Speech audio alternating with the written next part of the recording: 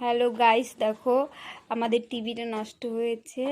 তার জন্য মেকার টাকা বাদ দিয়ে তোমাদের দাদাই পুরা কাজে লেগে পড়েছে টিভি ঠিক করার জন্য।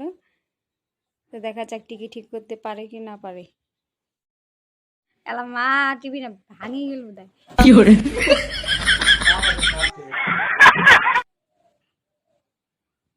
কাছ থেকে তোমরা দেখো টিভিটা কি অবস্থা হয়ে গেছে। কে কে এখনো টিভির ভিতরটা দেখোনি? দেখো আবে সালে, ভালো করে টিভির ভিতরটা কিরকম হয়। এটা কি হয়েছে? টিভির মিল্কি গ্রাম হয়েছে, মিল্কি গ্রাম হয় আমগুলো টিভির মিল্কি গ্রাম। বাপরে বাপ। এবার টিভিটা বোধহয় চালাবে, চালিয়ে দেখবে টিভির কি অবস্থা। রান্না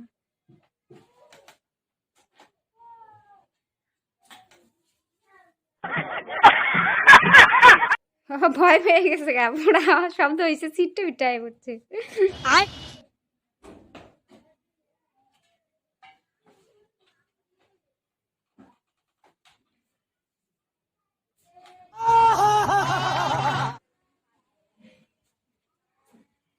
এক্ষুনি তোমার দাদা বৃন্দাবনে চলে যেত।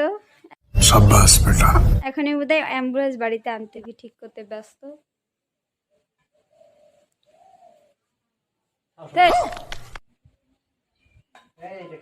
কত দাম?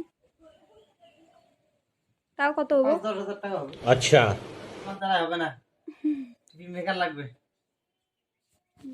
इसी के साथ आज की मजदूरी यहीं खत्म करते हैं। अगर तुम्हें वीडियो पसंद आई तो लाइक